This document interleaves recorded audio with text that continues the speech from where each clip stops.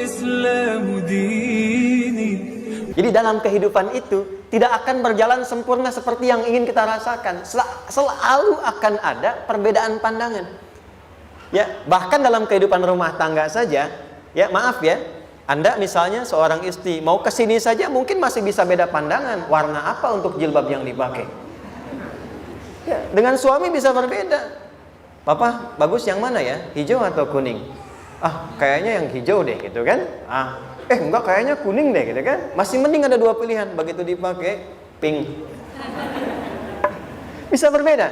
Anak bisa berbeda. Jadi kesan pertama yang ingin dibangun bahwa dalam kehidupan sudah pasti akan ada keragaman pandangan. Dan yang kedua, yang tidak normal, keragaman pandangan itu boleh jadi melahirkan tindakan-tindakan yang kontraproduktif. Mungkin akan mendapatkan celaan. Allah dicela, malaikat dicela, Rasul dicela, Nabi dicela, sahabat dicela, tabi'in dicela, ulama dicela. Kita siapa yang mungkin belum menjadi bagian dari orang-orang itu dan ingin bebas dari celaan? Itu mustahil. Jelas sampai sini? Jadi kalau mendapatkan celaan, berbahagialah, berarti kehidupan kita normal. Jelas? Pernah mendapatkan celaan dalam hidup? Halo? Pernah disoal oleh orang lain? Pernah direndahkan oleh orang lain?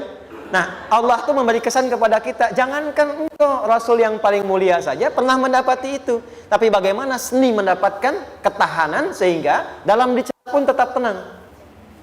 Dalam disoal pun tetap hatinya nyaman. Karena ketenangan itu yang membawa pikiran tenang dan tindakan yang terukur. Dan kadang-kadang ketenangan itu lebih penting bahkan dibandingkan dengan harta yang berlimpah.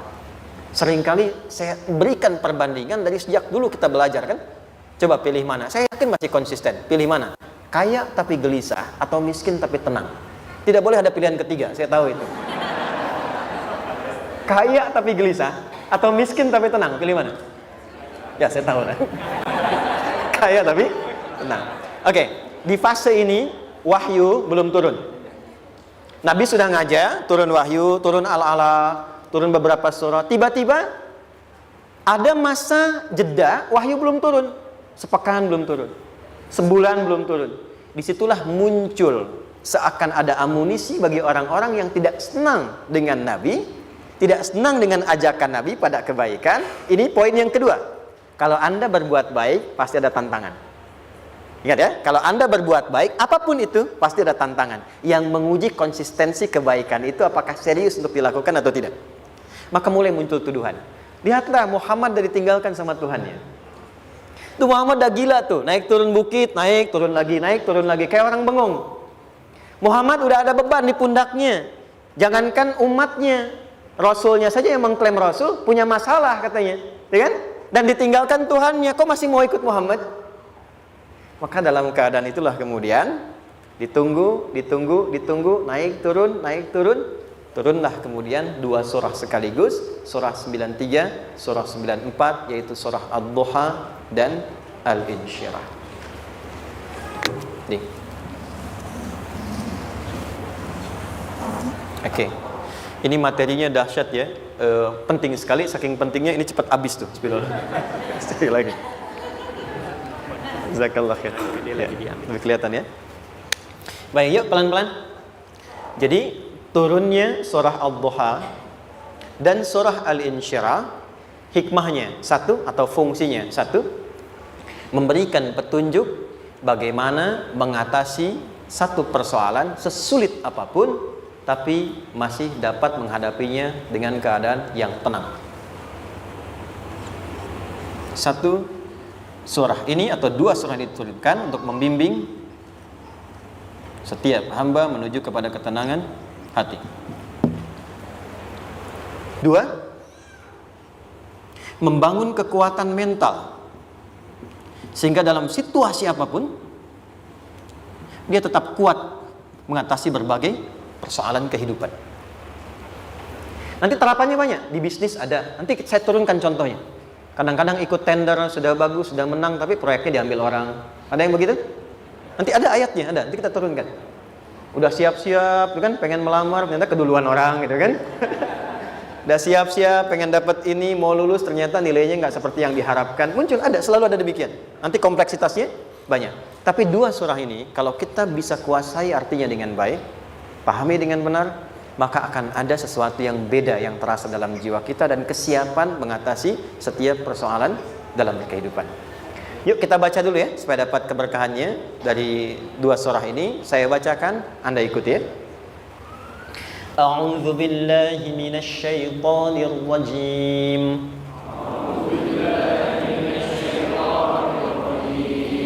Bismillahirrahmanirrahim. Wadduha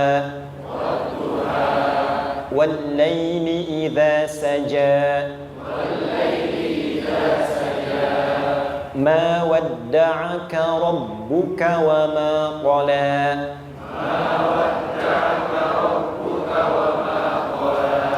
ما ودعك ربك وما قلى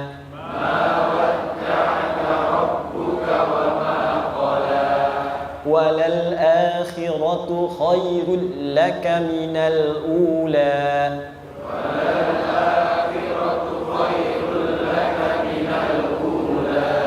ولسوف يعطيك ربك فترضى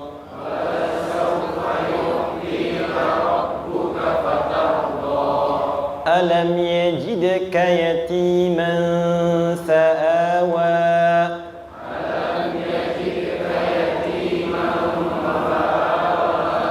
ووجدك ضالا فهدى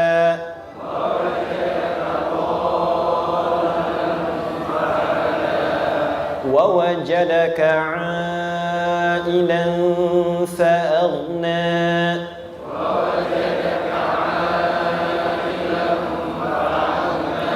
فأما اليتيم فلا تقهر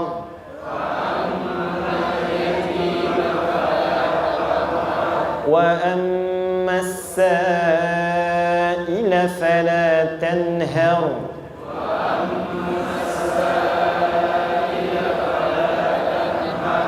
وأما بنعمة ربك فحدث.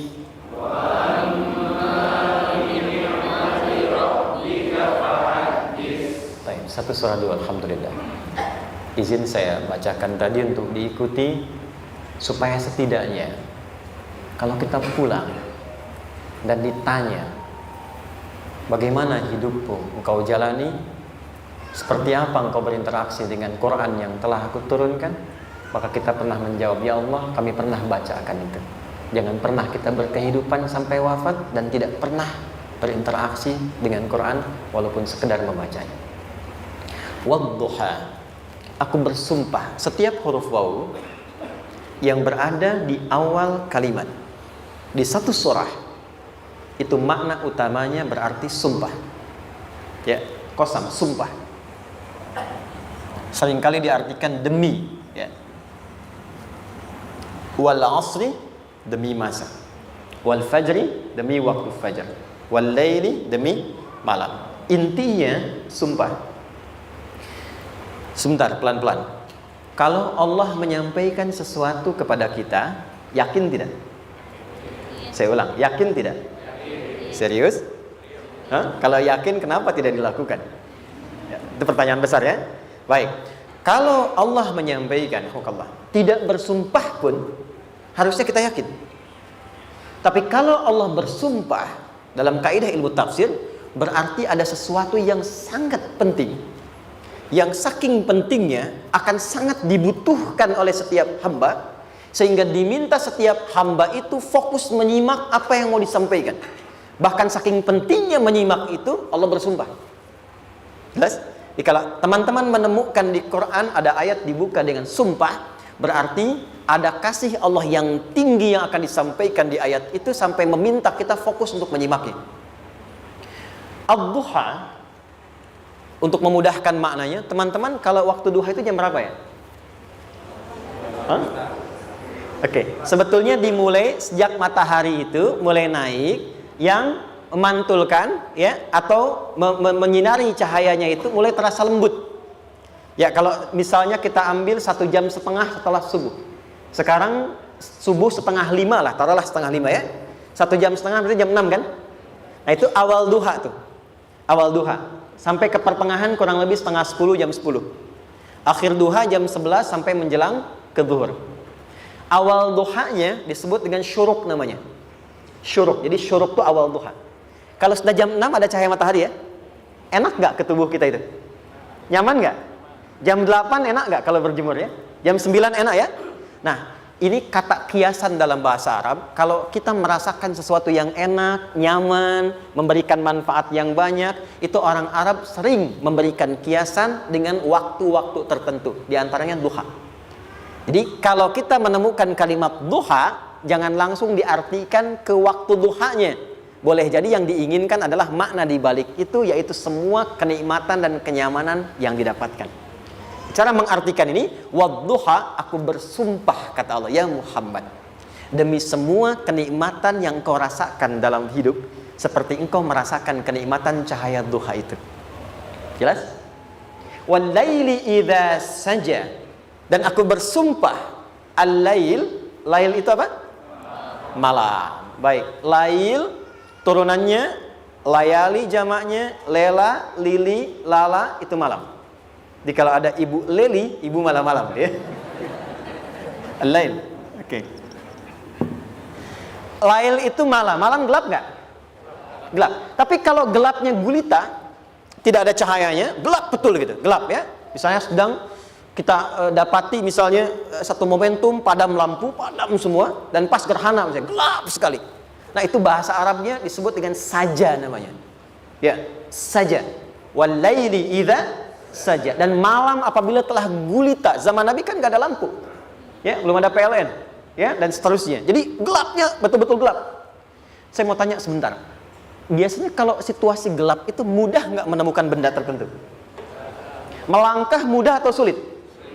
Tidak mudah untuk dilakukan kan? Dalam bahasa Arab, kalau kita ingin mengungkapkan satu kegamangan yang luar biasa, sampai kita merasakan gelap dan sulit melangkah. Bukan hanya karena nggak ada cahaya, mungkin karena ada pekerjaan tertentu yang menyulitkan, masalah tertentu yang menyulitkan, sehingga merasa seakan-akan kita tuh gelap. Makan nggak enak, melangkah susah. Pernah nggak merasakan situasi yang saking beratnya satu beban itu seakan-akan makan nggak mau, melangkahnya berat, ada vertigo, kadang-kadang pusing. Pernah merasakan itu? Itu bahasa Arabnya, wal-laili idza saja. Perhatikan kalimatnya, ya Muhammad sallallahu alaihi wasallam. Aku bersumpah demi semua kebahagiaan dan kenikmatan yang engkau pernah raih, seperti merasakan kenikmatan cahaya duha. Dan mungkin persoalan hidup yang pelik yang membuat engkau merasakan kesulitan, seakan-akan merasa di suasana gelap yang gulita. Ma wadda'aka rabbuka wa ma qala. Tanamkan dalam jiwamu yang paling dalam, aku tidak akan pernah meninggalkanmu. Ada suami pulang dari pekerjaan, mendapati istri sedang termenung dan mengalir air matanya. Tiba-tiba suaminya datang mengatakan, hangat sekali pada istrinya, di sampingnya membelainya dan mengatakan, "Ma, demi semua suka yang pernah kita lalui bersama, dan demi duka yang mengalirkan air matamu saat ini pun, tanamkan dalam hatimu yang paling dalam, Papa akan selalu bersama Mama dalam setiap situasi itu." Kira-kira para ibu merasakan itu bagaimana perasaannya? Masa sih? Tapi itu menarik loh. Menarik ya. Jadi kalau teman-teman ngaji surat Yusuf, di surat Yusuf itu laki-laki diilustrasikan dengan matahari, perempuan diilustrasikan dengan rembulan. Ya. Inni ra'aitu ahada asyara kaukaba wasyamsa wal qamara ra'aituhum li sajidin. Ayah, aku melihat bulan dan matahari serta 11 gemintang sujud hormat kepadaku. Jadi matahari diartikan itu sebagai laki-laki, suami, ayah. Kenapa disebut matahari? Diilustrasikannya, matahari itu kan menyengat dengan kuat. Kalau kita menjemur, mengeringkan pakaian, melindungi. Tipikal suami itu melindungi. Ada yang ganggu istri, sengat dengan kuat. Ada air mata yang mengalir, hei, keringkan itu sehingga tidak larut air mata mengalir di pipinya. Itu matahari. Sebaliknya rembulan. Rembulan itu kan enak dipandang, bukan bulannya ya. Bukan bulannya. Kalau bulannya kan desainnya nggak sempurna baik terlihat, tapi cahaya rembulannya tampil dengan indah, tampil dengan baik, enak dipandang, menenangkan dan tidak tertukar. Jangan sampai ada istri jadi matahari, suami jadi rembulan. Jelas ya? Dengan kekuatan bulan aku menghukummu, ya kan? Itu salah. Oke. Tahan sampai sini, tahan. Lihat baik-baik. Saya berhenti sampai sini dulu. Kalau di Quran ada ayat menyebutkan, tidak spesifik orang yang disebutkan dan kapan kejadiannya, maka peristiwa itu akan terjadi dan dialami oleh kemungkinan generasi berbeda di setiap masa dengan tokoh berbeda tapi perasaan yang serupa. Sebaliknya, kalau disebutkan namanya, jelas identitasnya, kapan kejadiannya, maka peristiwa itu hanya akan menimpa orang tersebut dan tidak akan dialami lagi orang lain setelahnya. Saya tanya dulu yang akhwat, yang perempuan, kenal Maryam? Kenal, bagus. Kenal di mana? Maryam anaknya Imran, mengandung, melahirkan Isa alaihissalam, Yesus Mesias, tanpa disentuh laki-laki manapun. Dan di Quran identitasnya disebutkan langsung, Maryam binti Imran, wa Maryam ibnata Imran. Ini menunjukkan kesan bahwa yang mengandung dan melahirkan tanpa disentuh laki-laki manapun, itu hanya Maryam anaknya Imran. Ingat ya, mengandung melahirkan tanpa disentuh laki-laki manapun. Bukan mengandung melahirkan tanpa suami, kalau itu banyak dia. Ya, mengandung melahirkan tanpa disentuh laki-laki manapun. Hanya Maryam binti Imran. Tapi kalau nggak disebutkan siapa orangnya, kapan kejadiannya, tidak detail disebutkan, ini artinya situasi itu akan dialami kembali oleh orang di masa depan dengan generasi yang berbeda tapi substansi yang sama. Pertanyaannya, pernahkah kita mengalami situasi yang sulit sampai seakan merasa gelap? Nah, baik, maka adab yang pertama, jika mengalami situasi seberat apapun dalam berkehidupan, maka dekati Allah Subhanahu wa ta'ala. Ini awalnya, dekati Allah. Apalagi kalau ada yang mengatakan ini nggak mungkin, ini nggak akan terjadi, ini nggak bisa. Kalau sudah ada tanda seperti itu tanda langsung dari Allah, supaya Anda diminta langsung mendekat kepada Allah dan tinggalkan semua makhluk. Karena Allah hanya akan mengabulkan langsung kepada Anda tanpa perantara siapapun. Itu yang terjadi pada Nabi Zakaria. Ini nggak mungkin, ini mustahil. Maka beliau langsung memohon kepada Allah dan langsung menyebutkan, ya Allah, saya minta darimu saja, tidak dari yang lain. Maka dikabulkan seketika. Jadi yang pertama, jika punya kesulitan sebesar apapun, seberat apapun, cepat dekati Allah. Maka di situ akan dijawab langsung oleh Allah, ma wadda'aka rabbuka wa ma qala. Hambaku, sepanjang engkau mendekat kepadaku, maka yakinkan dalam dirimu, situasi apapun yang kau rasakan, aku tidak akan pernah meninggalkanmu. Sudah? Satu? Paham sampai sini?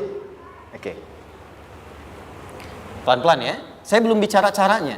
Saya baru bicara di awal motivasinya. Dekati Allah dulu, nanti caranya didetilkan di surah Al-Insyirah. Teruskan. Ma wadda'aka rabbuka wa ma qala. Walal akhiratu khairul laka minal. Perhatikan. Hei, seberat-berat bebanmu saat ini, ingat, satu saat akan tuntas. Dan ini pun ujian. Kalau sudah meninggal, gak ada ujian lagi. Dan nanti kehidupan yang sekarang, apapun yang kau pertentangkan, perdebatkan, perselisihkan, itu semua akan ditinggalkan. Jadi ternyata Allah mengungkap hakikat kehidupan dunia. Apapun yang diperselisihkan, tuh unik ya. Orang berselisih pada yang akan ditinggalkan. Aneh nggak? Ada orang berebut makanan, kan? Rebutan sampai berkelahi dan sebagainya. Pada akhirnya, makanan yang diperebutkan itu pun akan ditinggalkan. Yang ini meninggal, itu meninggal. Jadi memperebutkan sesuatu yang pada akhirnya akan berakhir. Kata Allah, Allah sampaikan, jika Anda mengalami situasi, sesuatu yang mungkin membuat berat, tanamkan pada jiwa kita, hei, yang aku kejar-kejar ini, boleh jadi aku akan tinggalkan juga. Kenapa aku harus menangisi dan larut pada sesuatu yang tidak abadi? Maka Allah hibur kita dengan mengatakan, kamu tenangkan diri dulu. Semua yang kamu pikirkan sampai membuat kamu berat begini, pada akhirnya kamu tinggalkan, dan yang abadi itu akhirat. Walal akhiratu khairul laka minal. Dua, pelan-pelan sikapi setiap masalah dengan proporsional. Jangan terlalu larut dalam sesuatu. Dapat job satu, pengen, udah siap, kontraknya besar, tiba-tiba hilang. Dipikirin, Anda mikirkan itu pun nggak akan balik. Proporsional aja dulu. Ya, nanti caranya akan turun nanti di alin syirah. Tenangkan diri dulu. Prasangka baik kepada Allah Subhanahu wa taala. Boleh jadi apa yang Allah ingin berikan sebagai pendahuluan sekarang belum sampai kepada kita karena Allah menyiapkan yang lebih baik di balik itu. Kita belum tahu ada apa di balik itu sehingga kita tidak dapatkan itu. Sehingga kemudian Allah katakan walal akhiratu khairul laka minal ula. Teruskan wala saufa yu'tika rabbuka. Pelan-pelan. Orang yang punya sikap seperti ini itu cenderung lebih dekat mendapatkan ridha Allah dibandingkan dengan orang-orang yang larut dalam kesulitan. Orang yang move on dengan setiap persoalan dalam kehidupan, cepat berpikir secara proporsional, tidak menggantungkan hidupnya pada persoalan tertentu sehingga membuat dia menjadi beban, itu lebih mendekatkan dirinya kepada ridha Allah dibandingkan dengan orang yang meratapi persoalan hidupnya. Ya. Pelan-pelan. Jadi spiritnya, kalau punya masalah apapun, jangan dilarutin terus. Gak usah diratapi, cepat move on. Berpikir lagi, rencanakan lagi. Nanti, detailnya ada di alin syirah. Tapi poin besarnya, janji Allah mengatakan, kalau Anda bisa move on, proporsional, maka yang dijanjikan oleh Allah, di situ Allah percepat datangnya ridha Allah Subhanahu wa ta'ala. Kalau ridha Allah sudah datang, maka akan dua yang diberikan. Pertama kali, ketenangan di dalam jiwa. Dan yang kedua, kemampuan untuk berikhtiar lebih baik mencapai apa yang diinginkan. Satu, kalau ridha Allah sudah diberikan pada seorang hamba, yang pertama diberikan ketenangan dalam jiwa. Bukan dunianya dulu. Bukan apa yang Anda ingin harapkan dulu. Pengen sesuatu, ya, pengen materi, pengen kedudukan, pengen lulus anaknya ujian, ya kan? Tiba-tiba terjadi sesuatu, diratapin, alih-alih meratap, alih-alih membuat status, alih-alih menyulitkan diri, kata Allah, terima dulu proporsional. Setelah itu dekatkan diri kepada Allah, turun ridha Allah, begitu turun yang pertama diberikan ketenangan kepada hati. Tenang dulu. Kalau sudah tenang, nanti dibimbing menyelesaikan apa yang sedang dihadapi itu. Itu poin yang ketiga. Pelan-pelan. 4. Kita masuk ke detail sekarang. Perhatikan baik-baik. Ini yang paling menarik. Alam yajidka yatiman fa'awa. Muhammad SAW, bukankah dulu engkau yatim? Punya banyak masalah? Aku selesaikan juga. Ayahmu meninggal sebelum lahir, ada ibu. Ibu meninggal, ada kakek. Kakek meninggal, ada paman. Ya kan? Ada teman yang menemani Sayyidah Khadijah. Teman yang setia. Semua kebutuhan tersedia. Artinya apa? Perhatikan baik-baik. Kalau Anda punya masalah sekarang, jangan sampai melupakan yang dulu-dulu pun pernah tuntas Allah selesaikan. Jadi kalau sekarang sedang punya persoalan, jangan sampai satu masalah ini membuat Anda kehilangan harapan dan kehidupan. Sementara Anda sadar, dulu pun banyak masalah kok selesai juga. Kenapa dengan yang satu ini kita harus jatuh? Sekarang usia berapa? 20, 30, 40, 50. Sekarang usia 50 tahun, ada masalah, baru 5 menit datang sudah merasa jatuh. Yang 50 tahun ke belakang yang banyak selesai itu kita nilai atau tidak? Maka kata Allah, seperti yang dulu pernah aku selesaikan ribuan masalah itu, yang sekarang pun mudah aku tuntaskan. Jelas? Nah, secara psikologi, orang-orang yang selalu bertindak seperti itu akan selalu punya harapan lebih tinggi untuk menyelesaikan persoalannya. Jadi kalau sedang punya masalah, pikirkan yang dulu juga selesai, masa yang sekarang nggak selesai. Itu prinsipnya. Secara psikologis demikian. Jelas ya? Oke. Wa wajadaka dhallan fahada. Muhammad, dulu engkau pernah mengalami melihat masyarakat banyak berbuat yang tidak baik, aku berikan petunjuk. Kuncinya fahada di situ. Orang yang punya motivasi kuat dan keyakinan untuk bisa menyelesaikan persoalannya, maka dia akan lebih cepat mendapatkan petunjuk Allah untuk mendapatkan solusi terbaik. Ada sini. Saya agak cepat ya, mohon izin. Wa wajadaka 'ailan fa'aghna. Bahkan, maaf, bukan sekedar selesai, kalau perlu saya bikin kaya, kata Allah. Aghna itu kalau ilmunya luas. Kalau harta, hartanya banyak. Kalau kedudukan, kedudukannya tinggi. Hei, engkau yang sedang mengejar kedudukan, aku tahan sebentar karena ada yang gak bagus untukmu di sini. Tapi kalau kamu terima, aku angkat itu lebih daripada apa yang kamu harapkan. Kamu pengennya bintang 2, aku naikkan sampai bintang 4. Kalau perlu 5 sekalian. Hei, kamu yang in kampus di sini, aku tahan, bahasa kamu nggak lulus, kamu nangis, kamu mengadu, kamu datang pada orang tuamu. Orang tua mulai protes, mulai curhat macam-macam. Terima dulu. Mungkin di sini ada yang tidak baik seperti doa ibumu yang sering memohon, ya Allah, jangan sampai anakku berbuat yang salah. Jangan sampai terjebak narkoba. Jangan sampai terbawa tawuran. Di sini ada yang kurang tepat untukmu. Kalau kamu ridha, kamu terima, kamu proporsional, bahkan aku pindahkan ke kampus yang lebih baik yang tidak kamu bayangkan sebelumnya. Di orang-orang yang selalu menerima apa yang Allah ujikan dan ridha dengan itu, maka Allah akan angkat derajatnya bahkan melebihi ekspektasi dirinya. Paham? Kalau sudah seperti itu, maka lihat ujung ayatnya. Lihat ujung ayatnya. Fa'ammal yatima fala taqhar. Hei, maka jangan pelit berbagi kepada orang lain. Share. Kalau sudah sukses, share. Berbagi, bukan hanya materi, bagi ilmunya, ya, bagi kebahagiaannya. Wa ammas sa'ila fala tanhar. Jangan sampai nunggu orang minta. Kalau lihat ada kawan yang butuh, sekarang Anda sukses. Tapi boleh jadi kesuksesan Anda itu tangganya dari teman-teman Anda. Kalau sudah teraih ke atas, lihat lagi anak tangganya ke bawah. Ajak teman, jangan ditunggu minta. Ajak, bawa dia, berikan peluang. Jangan sampai dia minta, apalagi Anda bentak-bentak.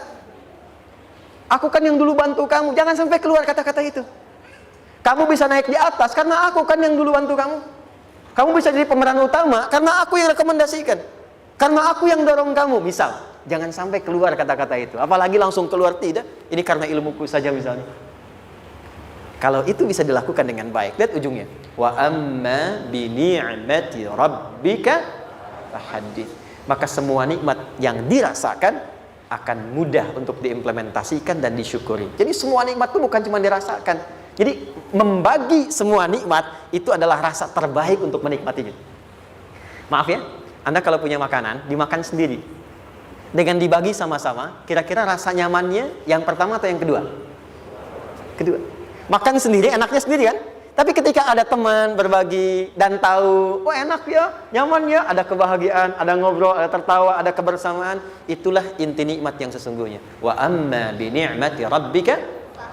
Ternyata masalah yang diberikan bukan ingin memberikan beban, tapi ujungnya, endingnya supaya Anda bisa mendapatkan nikmat berkualitas yang bisa dibagi. Dilihat surat Ad-Duha itu jangan cuma lihat awalnya, lihat ujungnya. Ternyata ketika seseorang mendapat masalah seberat apapun, itu bukan ingin membebani, tapi ingin meningkatkan kualitas hidupnya supaya mendapatkan nikmat yang lebih besar dan merasakan nikmatnya itu dengan berbagi. Itu poinnya.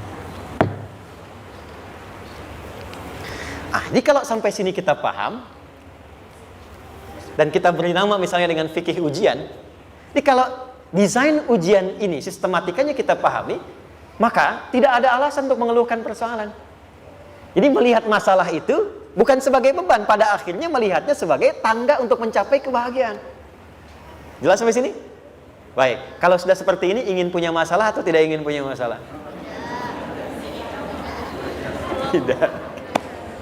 Ingat ya, jadi kalau anak pulang bawa masalah, dilihatnya jangan beban. Oh, Allah ingin menaikkan kualitas pada anak saya, yang dengan itu menjadikan ia mendapatkan nikmat yang belum pernah didapati. Kalau rumah tangga sedang ada masalah, jangan banyak diperseterukan, tapi direnungkan sejenak. Oh, Allah ingin meningkatkan kualitas rumah tangga ini, sehingga kita bisa mendapatkan nikmat yang tidak pernah didapati sebelumnya. Makanya nikmat berumah tangga itu yang terbesar, selalu bertambah ketika menyelesaikan masalah. Silahkan cek. Kalau sedang ada masalah berseteru kan? Tapi setelah selesai kan jadi lebih nikmat ya? Ya? Lebih senang lagi, lebih cair lagi, lebih bahagia lagi, lebih mendukung lagi. Ternyata ada nilai-nilai kebaikan yang tersimpan yang belum disadari sepenuhnya. Pertanyaannya, kadang-kadang mudah diucapkan tapi tidak mudah mempraktekkan.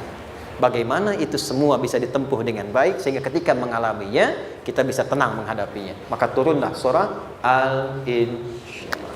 Saya cepat.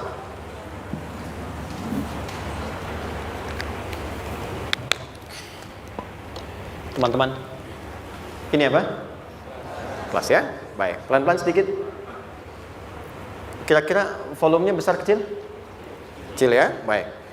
Kalau saya bandingkan dengan gayung, volumenya besar mana? Gayung ya? Baik. Kalau ini saya perlebar,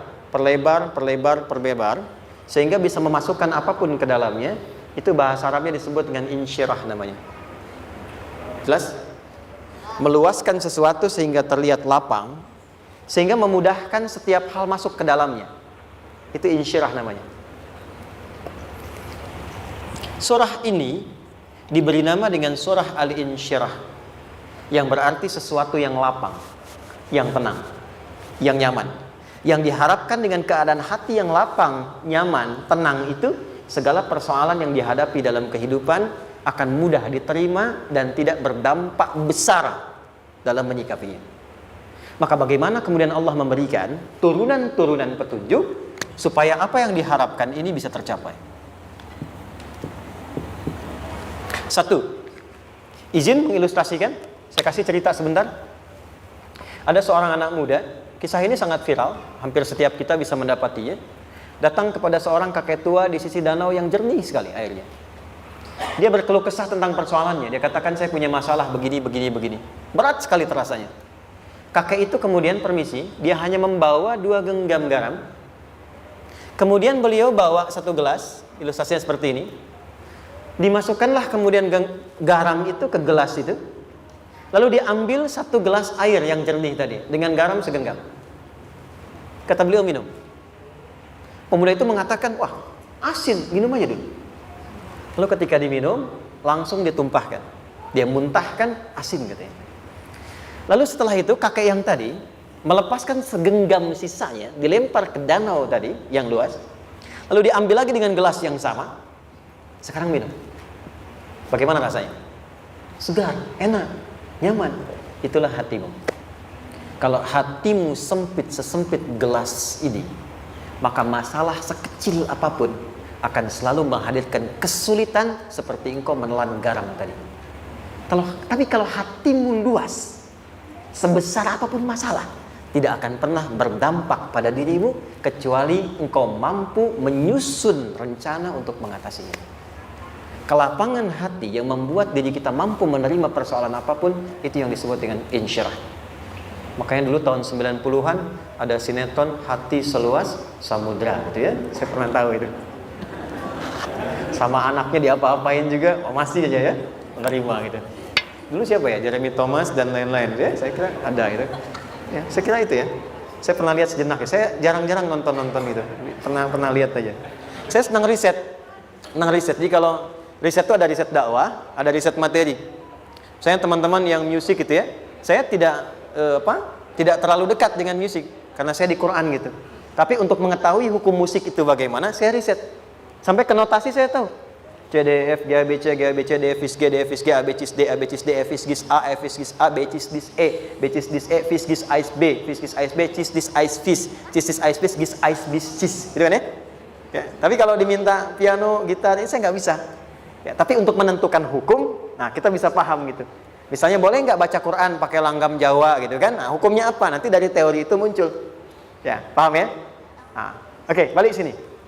Perhatikan baik-baik. 1, saya agak cepat. Ini ditafsir langsung turun Al-Insyirah. Yang pertama, alam nashrah laka sadrak wa wada'na anka wizrak allazi anqadha dhahrak. Tahan sampai sini dulu, 3 ayat. Saya mulai dari ayat kedua dan ketiga. Perhatikan baik-baik. Wa wada'na anka wizrak allazi anqadha dhahrak. Artinya apa? Artinya satu beban yang diletakkan di pundak yang berpengaruh kepada semua bagian tubuh. Kita pernah melakukan atau melihat yang angkat beban ya? Beban kan semakin berat diangkat, semakin terasa ke bagian-bagian tubuh ya, ke semuanya.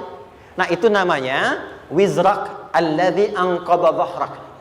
Beban yang dipikul yang berat sekali sampai semua merasa. Makanya jadi satu ungkapan dengan mengatakan dia sedang memikul beban yang sangat berat.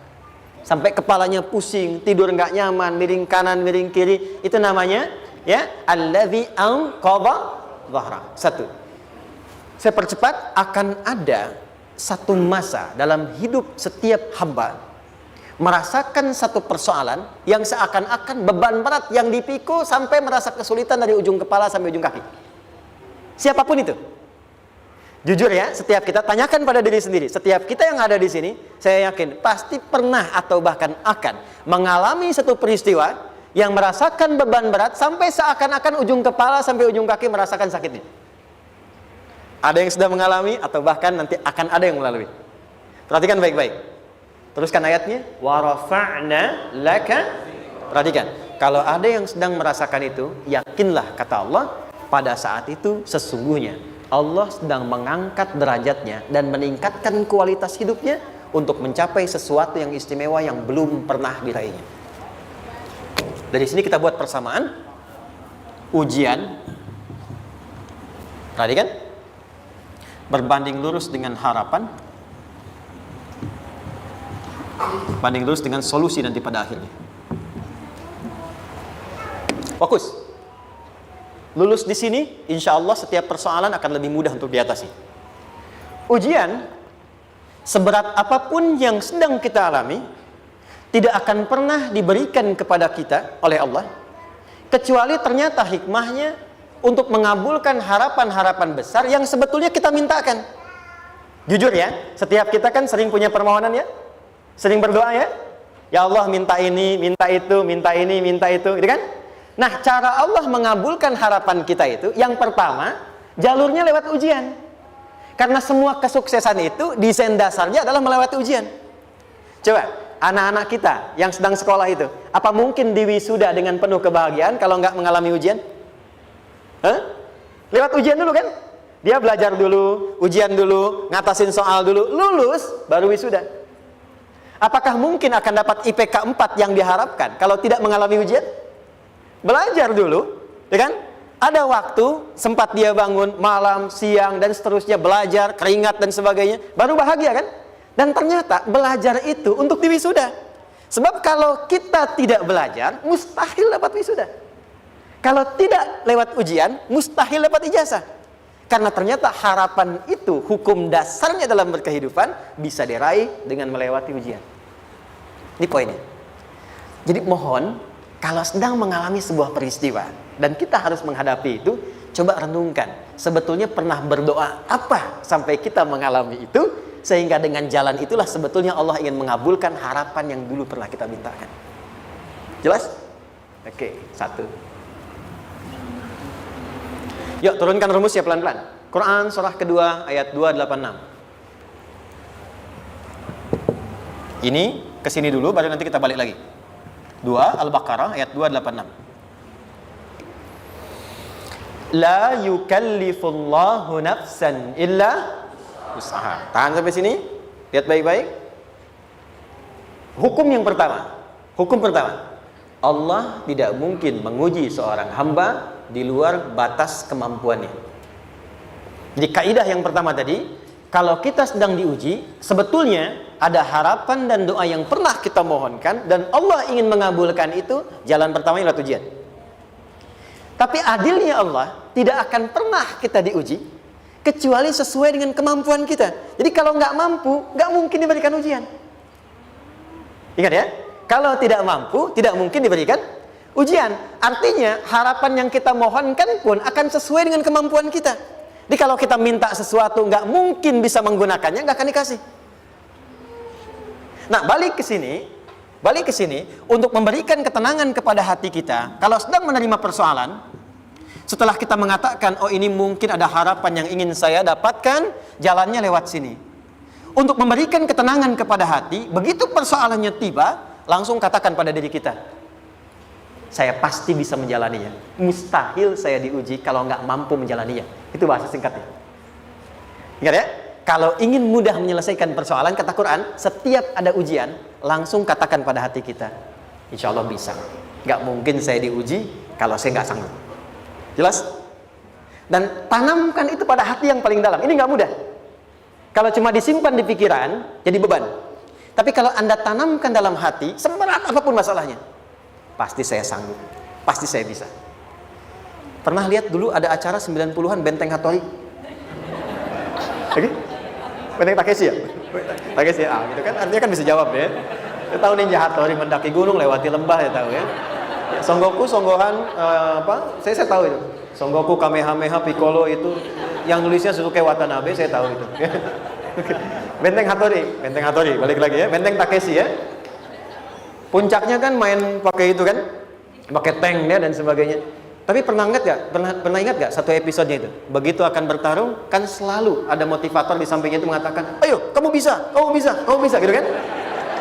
Wah, namanya. Dia nggak ngaji Quran tuh. Kita punya ayatnya. Pernah nggak? Buka lagi ya dulu ya. Oke. Korea, kenapa bisa nyusul Jepang? Salah satunya, waktu Jepang itu maju, setiap di Korea itu ditanamkan dari mulai anak-anak TK-nya.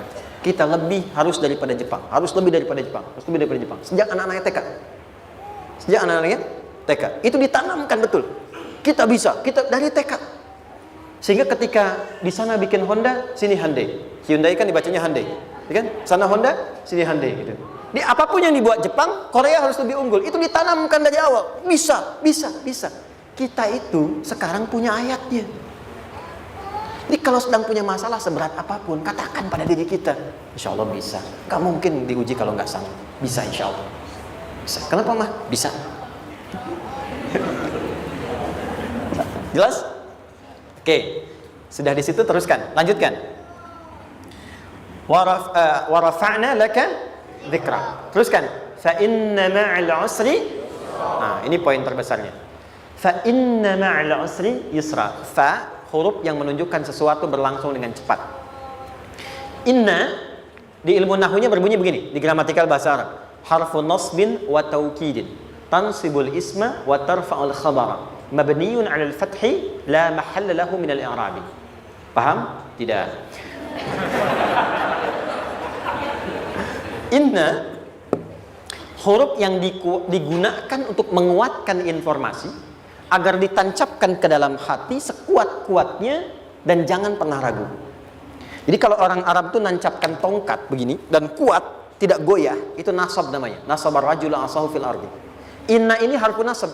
Jadi kalau ada di Quran dibuka informasinya dengan inna, maksudnya begini, hei, tancapkan informasi dalam hatimu dengan kuat, jangan pernah ragu. Yakinkan pada dirimu. Apa yang harus diyakinkan? Ma'al usri yusra. Inna ma'al usri yusra. Usrun sama dengan yusrun. Lari ke sini. Oke. Apa artinya usrun? Sulit. Oke. Sulit itu ada dua. Ada sa'bun, ada usrun. Kalau kesulitan yang relatif, kata si A sulit, si B mudah, itu sa'bun namanya. Contoh, kata si fulan, bahasa Jepang susah. Padahal kata yang lain tidak. Saya ke Jepang, anak-anak kecil begini bisa bahasa Jepang, gitu kan? Bagi mereka mudah, gitu ya. Saking mudahnya gitu. Kata shiwa, gitu. Anak-anak kecil, bagi mereka mudah, bagi kita belum tentu. Itu sa'bun. Inna lughatal yabaniyya sa'bah. Relatif. Tapi kalau kesulitan yang sifatnya mutlak, semua orang mengatakan sulit. Maaf, bawa mobil, sulit atau mudah? Bukan mengendarai ya, bawa mobil, bawa. Sulit ya? Sulit ya? Baik, sepakat sulit semuanya. Nah, itu dalam bahasa Arab dikenal dengan usrun. Kesulitan yang semua sepakat bahwa itu susah. Sulit, semua sepakat. Dan ketika ada orang bicara, aku sedang punya masalah begini. Semua mengatakan, wah itu nggak mudah, itu nggak mudah. Itu usrun namanya. Lawannya, kemudahan yang relatif disebut sahlun. Tapi kemudahan yang semua sepakat bahwa itu mudah, itu yusrun namanya. Mengangkat spidol, semua mengatakan mudah, ringan. Itu yusrun namanya. Perhatikan, Allah tidak memasangkan sa'bun dengan sahlun, tapi memasangkan usrun dengan yusrun. Orang-orang yang punya keyakinan kuat, setiap persoalan itu akan selesai. Dan dia mengatakan pada dirinya, aku bisa melewatinya. Maka, perhatikan kalimatnya kata Quran. Inna ma'al usri yusran. Sesulit apapun masalah yang sedang dia alami, maka Allah akan datangkan solusi semudah-mudahnya yang bisa dia nikmati. Dengan kata lain, kalau kita bawa ke bahasa psikologi, kalau sedang menghadapi persoalan seberat apapun, selain kita mengatakan, ini pasti bisa saya lalui, saya insya Allah sanggup mengatasinya, katakan pada diri kita, ini pasti selesai. Pasti ada solusinya, pasti mudah. Katakan, walaupun memang solusinya belum datang, tapi tenangkan pada diri kita dengan mengatakan, inna ma'al usri yusra. Bahasa psikologinya, katakan pada diri kita, ini pasti selesai. Nggak mungkin nggak selesai, pasti ada solusinya, pasti mudah. Itu lebih memberikan harapan pada diri kita untuk menuntaskan persoalan dibandingkan dengan meratapinya. Jelas? Teruskan. Fa inna ma'al usri. Kalau masih ragu kata Allah, katakan lagi sekali lagi. Sampai hati kita merasa nyaman. Jadi kalau sedang punya persoalan seberat apapun, tanamkan pada diri kita, pasti selesai. Belum nampak, insya Allah pasti selesai. Gak mungkin diuji kalau gak ada solusi. Itu lebih memberikan harapan. Setelah itu, fa'idha faraghta, mitigasi masalahnya, mitigasi persoalannya. Tuliskan, ini masalahnya apa? Rumah tangga, apa saja misalnya. Dia ada suami, ada istri, ada anak-anak. Masalah ada di mana? Kadang-kadang benangnya jadi kusut karena satu-satu nggak segera diselesaikan. Maka kata Al-Quran, fa'idha faraghta, satu-satu mitigasi dulu. Satu masalah di sini, lihat di suami, lihat di istri. Kalau pekerjaan, masalahnya apa? Sebelum bercabang kemana-mana, petakan. Apakah rekanannya? Apakah relasinya? Apakah kemampuannya? Apakah manajerialnya? Apakah marketingnya? Mitigasi, kotaki semua, selesaikan satu-satu. Setelah itu, apa yang dilakukan? Wa ila rabbika, tawakal sepenuhnya kepada Allah untuk menentukan hasilnya. Tawakal itu yang paling mahal.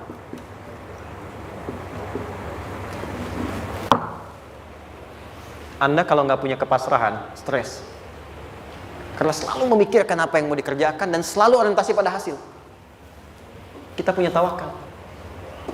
Kalau kita mampu menyerahkan sesuatu, gini, di sini ada orang yang paling jago misalnya main basket. Ada pertandingan basket. Begitu dibuka, udah tim musyawarah serahkan aja pada si fulan. Kan? Dia yang paling jago, dia. Bukankah dengan menyerahkan itu bukan hanya kita berikan sebuah tugas, ya kan? Tapi dengan itu ada kelapangan tersendiri kan? Yakinlah sukses, ini paling hebat. Pernah ada perasaan gitu? Sekarang, siapa yang paling mampu menguasai? Siapa yang paling hebat menyelesaikan segala hal? Siapa yang punya segalanya? Bukankah Allah? Orang-orang yang punya tingkat tawakal yang tinggi, maka satu, dia akan lebih stabil keadaan mentalnya dan tidak akan pernah gelisah dengan kekecewaan. Nggak ada kecewa. Karena tawakal itu kalau sudah kepasrahan pasti menerima hasil. Kalau sudah tawakal, terserah Allah tetapkan apa saja. Mau dapat sekarang, dapat besok, dapat nanti. Puncak yang paling tinggi, tugasmu hanya berikhtiar semampu yang bisa dilakukan. Selanjutnya, biarkan Allah menetapkan apa yang menjadi bagian dari maslahat kehidupan kita. Saya tutup. Cara Allah menjawab harapan kita ada 3. 1. Memberi langsung apa yang kita mintakan. 2. Menunda itu sampai kita siap menerimanya. 3. Mengganti apa yang kita inginkan dengan apa yang kita butuhkan. Saya ulang ya. 1. Memberi langsung apa yang kita mohonkan. Misal, ya Allah saya ingin A misalnya. Anak saya pengen ke ITB. Tapi nggak mungkin tiba-tiba langsung masuk ITB kan? Pasti lewat ini dulu kan? Ada ujian dulu, ikut tes dan seterusnya diterima sesuai. 2, kadang menunda sesuatu sampai dia sanggup menjalaninya. Anda punya anak usia 5 tahun, pengen diberikan motor. Anda mampu untuk memberi motor, dikasih nggak? Tidak. Sampai dia sanggup mengendarai motor, baru Anda berikan. Terkadang ada yang kita minta sekarang, tidak didapati sekarang. Tapi ternyata tahun depan kita dapat. Kita harus sadar bahwa anugerah yang kita dapatkan tahun depan itu sebetulnya adalah hasil doa kita di tahun ini. Pernah dengar nggak kisah viral? Nabi itu berdoa baru dikabulkan setahun setengah. Setahun 6 bulan. Padahal itu Nabi loh. Kiblat pertama kita kemana? Palestina kan? Baitul Maqdis kan? Nabi berdoa, mohon terus nengok ke langit. Al-Baqarah 144, minta, jawabannya turun setelah setahun setengah, setahun 6 bulan. Ada yang mengatakan di tafsir setahun 8 bulan, baru dikabulkan setelah setahun setengah. Padahal kurang soleh apa Nabi? Nabinya siap, mungkin umatnya yang belum siap. Nabinya siap, tapi ada tantangan di masyarakat yang tidak mudah, yang mungkin bisa meruntuhkan dakwah, baru dikabulkan setahun setengah. Ketika semua umatnya sudah bisa siap menerima itu.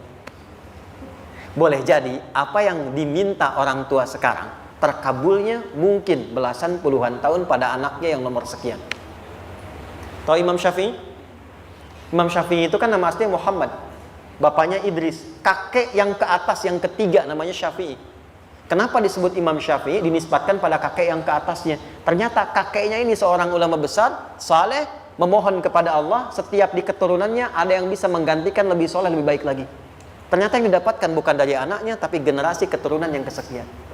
Anda belum sekarang bisa hafal Quran, misalnya Anda bermohon, berdoa, boleh jadi yang hafal mungkin bukan di anak, bisa di cucu, bisa di bagian keluarga yang lain.